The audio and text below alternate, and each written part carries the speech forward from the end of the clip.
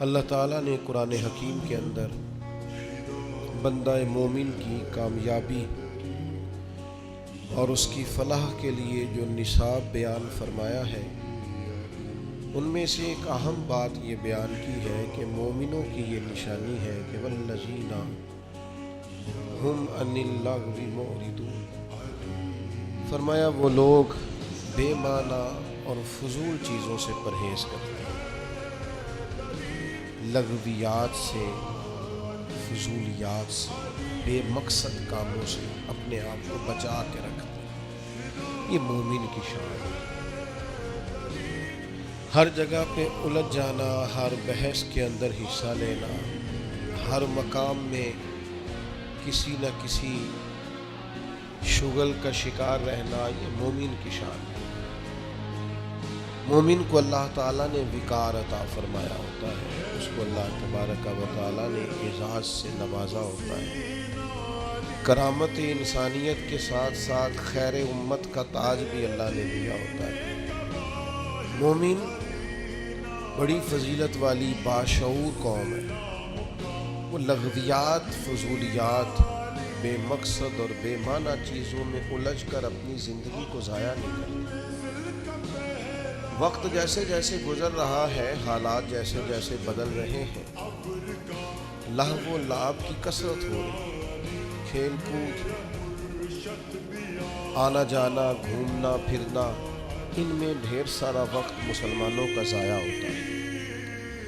اللہ تعالیٰ نے زبردست تخلیقی صلاحیتیں دی ہیں، اللہ تعالیٰ نے شعور کی نعمت دی ہے، کہہ سکتے ہیں، لکھ سکتے ہیں، بول سکتے ہیں، اچھی منصوبہ بندی کر سکتے ہیں، ایک بہترین نظم کے ساتھ بڑی ساری چیزوں کو آگے لے کے جا سکتے ہیں، لیکن الجھے ہوئے ہیں فضول بحثوں میں،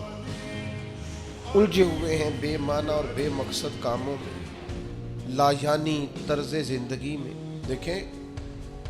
محنت بھی اگر با مقصد نہ ہو وہ بھی فائدہ مند نہیں ہوتی، محنت بھی با مقصد ہو، با معنی ہو، جد و جہد بھی کریں تو وہ بھی مقاصد والی ہو۔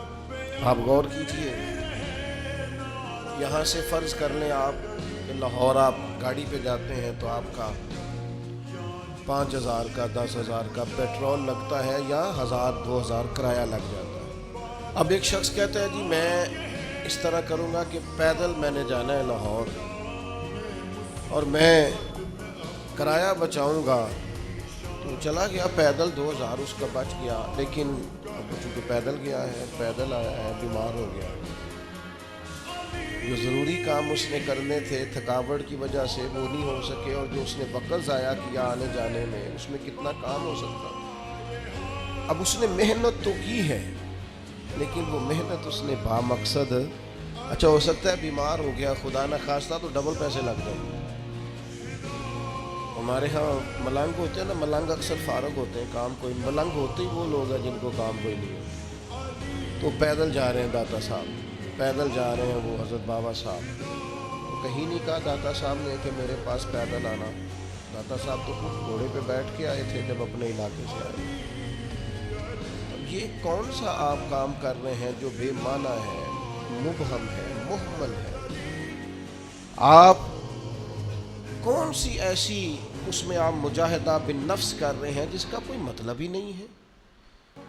یہ تو وہ بات ہوئی کہ کھیت میں دانہ ڈالا نہیں اور ہل چلاتے رہے، اس میں کھاد ڈالتے رہے، اس کو پانی دیتے رہے، لیکن بیج تو ڈالا ہی نہیں۔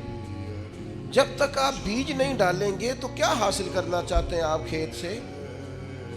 حصول کیا ہے آپ کا، مقصد کیا ہے؟ اچھی طرح اس بات کو سمجھ لیں کہ محنت بھی با مقصد ہو، بے مقصد بلا وجہ کی، وہ کیا کہتے ہیں پنجابی میں کہ آپ مدھانی پانی میں ڈالیں گے تو مکھن نکل آئے گا، اس کے لیے دودھ چاہیے، فقط دودھ نہ ہو، دودھ بھی کسی شخص نے جما رکھا ہو، دہی بنا ہوا ہو، پھر آپ اس کے اندر محنت کریں گے تو مکھن نصیب ہوگا۔ بلا وجہ کی مشقتیں کر رہے ہیں، بغیر کسی سبب کے جدبو جا رہے ہیں،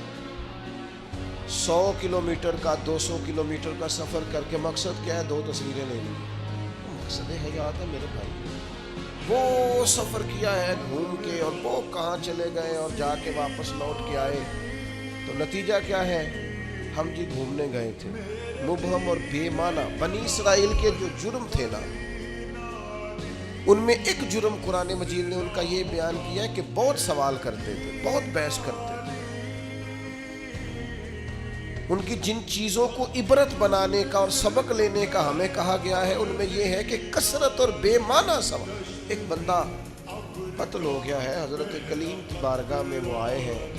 حضرت کلیم علی نبی نام علیہ الصلوۃ والسلام نے ان سے فرمایا ہے ایک گائے ذبح کرو، مرنے والے کو اس کا کچھ حصہ مارو،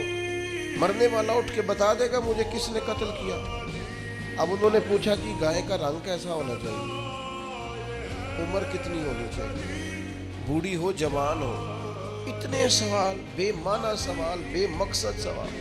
بحثیں ہی بحثیں، اور الجھاؤ ہی الجھاؤ، اور زندگی کے اندر یعنی زمانہ بیت گیا یہ پوچھتے ہوئے کہ جناب عیسیٰ علیہ السلام کی نانی کا نام کیا ہے،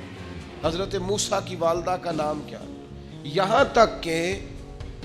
ایک صاحب یہ پوچھنے آ گئے کہ بتایا جا سکتا ہے کہ معراج کی رات جو براق گیا تھا اس کا رنگ کیا ہے۔ خدا کے بندو، یہ سوالات آپ کی ضروریات کے سوال ہیں، عجیب نوعیت کے سوال ہیں، اور پھر یہ بحثیں جو لوگ چھیڑتے ہیں ان کو لوگ بڑا عظیم آدمی سمجھتے ہیں کہ دیکھو یہ بڑی خاص بات نکال کے لایا ہے۔ اور میں نے یہ داستان سرائی کے منظر حرم شریف میں دیکھے، ایسی بات کو روایت کر دیا جاتا ہے چند پیسے کمانے کے لیے کہ میں زیارتیں کراتا ہوں، وہ ایسی ایسی زیارت بیان کر دیتے ہیں جس کا تصور ہی نہیں ہے سرے سے۔ مجھے ایک صاحب زیارت کرانے کے لیے لے گئے تو کہنے لگے وہ جو نبی کریم علیہ السلام نے ایک مقام پہ فرمایا تھا نا کہ یہ بکری کا بچہ جو مرا ہوا ہے تم بتا سکتے ہو کہ اس کے مالکوں کی نظر میں اس کی کیا قیمت ہے؟ تو صحابہ نے کہا کوئی قیمت ہوتی تو یہاں پھینک دیتے، کوئی قیمت نہیں۔ کہنے لگے وہ جو حدیث اور وہ جو واقعہ ہوا تھا جہاں سرکار نے یہ بیان کیا تھا وہ یہ جگہ تھی، اس کی زیارت کر لو۔ تو میں نے ان سے پوچھا آپ کو کیسے پتا یہ جگہ؟ میری بات کی سمجھ آ رہی ہے؟ کیسے پتا ہے؟ کتاب میں بخاری میں حدیث موجود ہے، لیکن وہاں تو کوئی تعین نہیں ہے کہ وہ خاص، یہ بعض اوقات یہ ہوتا ہے کہ سرکار فلاں محلے سے گزر رہے تھے، لیکن بھائی نے ہی آپ نے تعین کر دیا، اور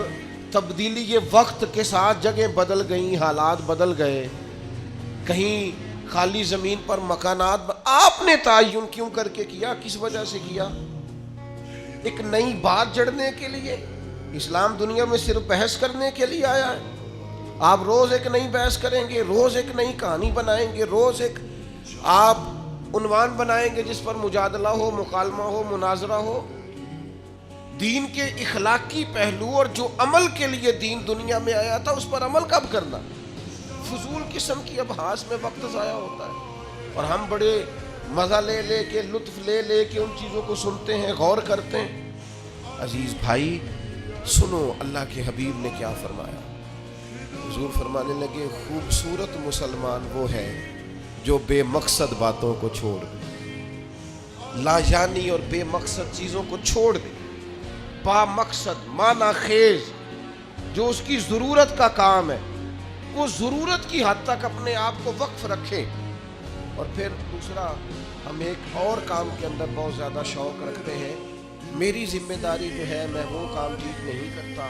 لیکن مجھے دوسرے کے کام میں مداخلت کرنے کا بڑا شوق ہے، بجائے اس کے کہ میں اپنا خیال رکھوں کہ جو اللہ تعالیٰ نے میرے اوپر ذمہ داری ڈالی ہے وہ میں کس طرح سے سر انجام دوں، میں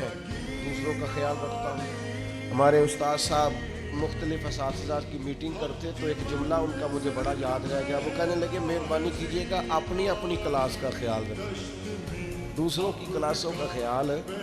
وہ ان کی ذمہ داری ہے، ان کی ثواب دید ہے جو استاد اس کلاس کو پڑھاتے ہیں، اپنی ذمہ داری، اپنی ڈیوٹی۔ میں آپ سے عرض کرتا ہوں اگر ہمارے ہاں مزاج مداخلت کا نہ ہوتا، ہمارے ہاں اپنی ڈیوٹیاں اپنے حساب میں اپنے دائرہ کار میں رہ کے کرنے کا مزاج ہوتا، بہت سارے کام صحیح ہو رہے ہوتے، لیکن یہاں ہر شخص کو اجازت ہے وہ ہر کام کرتا ہے۔ आप बीमार हो जाएं, लोग तीमारदारी करने आएंगे, जितने लोग पता लेने आएंगे सारे एक एक नुस्खा भी बता के जाएंगे, ये खा लें, इससे मुझे फ़ायदा हुआ था। हालांकि आप किसी स्पेशलिस्ट डॉक्टर के पास जाते हैं, आप कहते हैं मैं बीमार हूँ, तो वो पहले आपका ब्लड प्रेशर देखता है, फिर एक कोने में वो लिखता है कि आपको शुगर तो नहीं, फिर आपका वज़न पूछता है, उम्र पूछता है। इस तकाज़े की रोशनी में इन सारी चीज़ों को देखकर नुस्खा तैयार करता है, लेकिन वो जो आपके लिए चारों मगज़ बना के लाया उसने कुछ भी नहीं पूछा कि भाई आपको शुगर तो नहीं, ब्लड प्रेशर तो नहीं, ये वाला मर्ज़ तो नहीं आया है। क्योंकि हर बंदे को हकीम बनने का शौक़ है, इसी तरह हर आदमी को दीनी मसला बयान करने का शौक़ है।